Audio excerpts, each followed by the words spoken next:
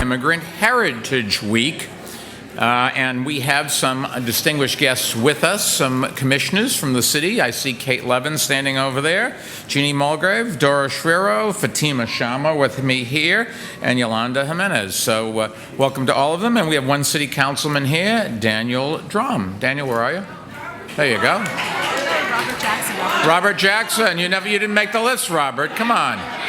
You don't check in, you don't get to, who else? Matthew Jeannie. Matthew Jeannie, where are you, Matthew? You're from Haiti, someplace. He's probably outside. Anyways, this morning we're presenting awards to 5 New Yorkers who are making a difference for our city's immigrant population. But before we do that, we have a little surprise for you. Today, as I'm sure all of you know, is Poem in Your Pocket Day.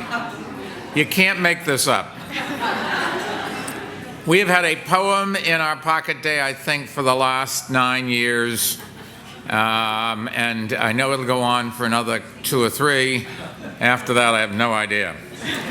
But it is a day when we encourage all New Yorkers to write a poem or borrow one from their favorite poet and carry it in their pocket to share with their friends.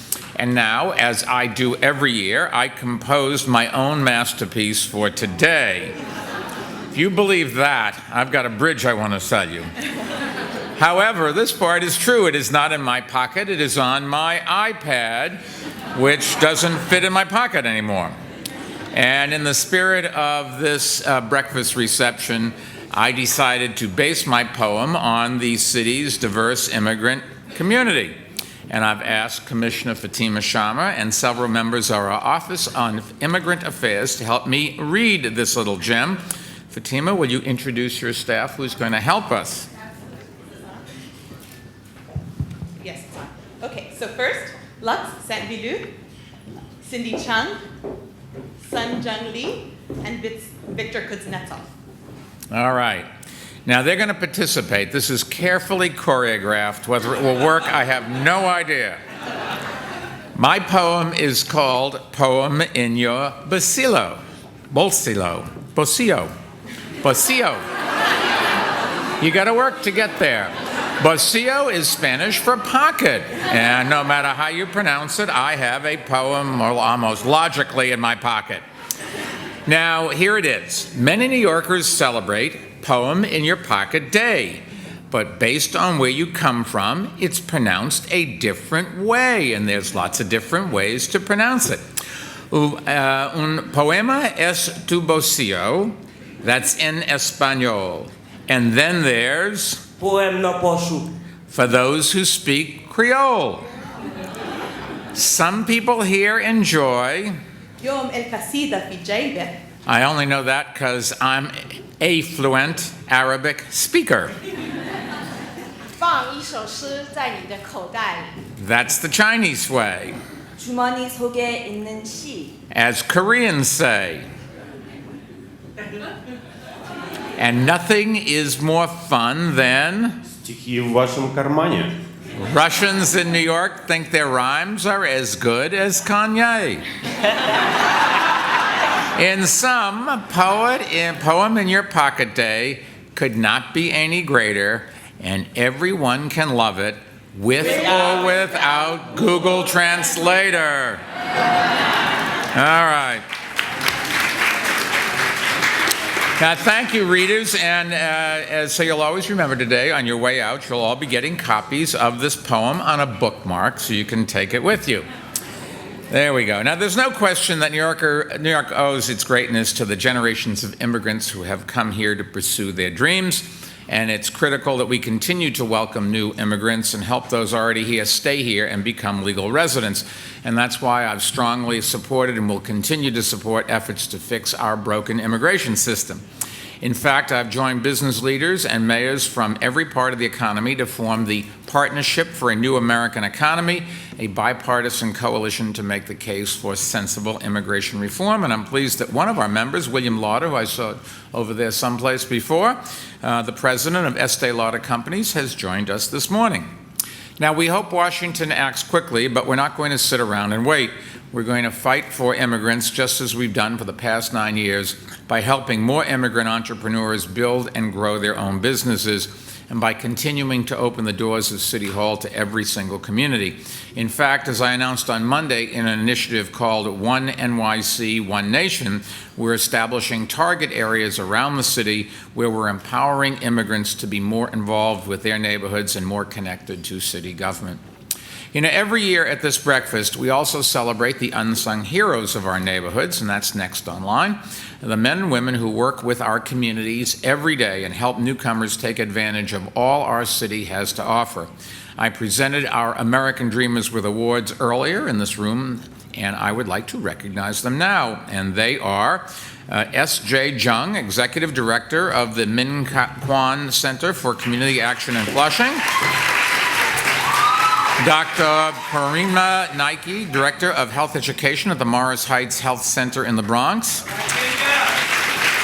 Kania Abreu, President and CEO of New York Women's Chamber of Commerce.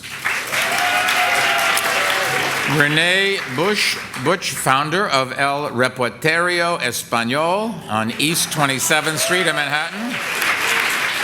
And Detective Roberto Diaz, the Hispanic liaison for the NYPD's new Immigrant Outreach Unit.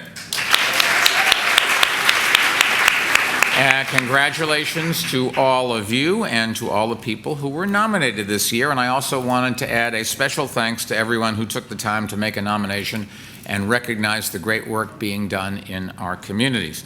You know, the city is full of so many stories from immigrant experiences. Guillermo Linares from the New York Assembly is here. There he is, representing the Dominican community.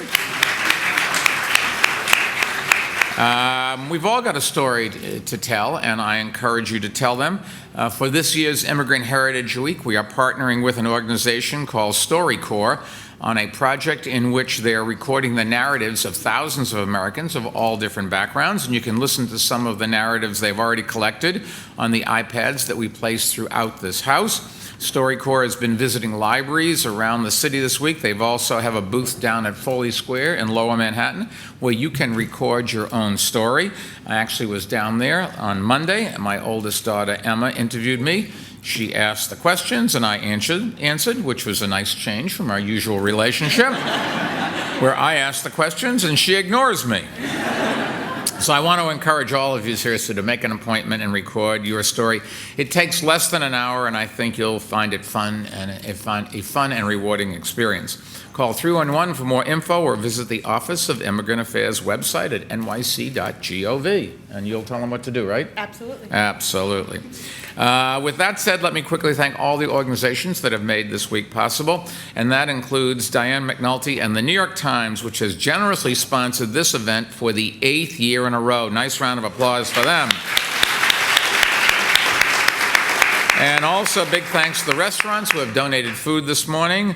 Canal Patisserie, Crew Leskai, Yad Lo, Ore Washers Bakery, Peter Pan Pastry and Donut Shop, and Puerto Rico Importing Company. And finally, to all of our guests, I say gracias, merci, shukran, sheshe, and thank you for coming in all the other 200-plus languages of New York. Have a great day.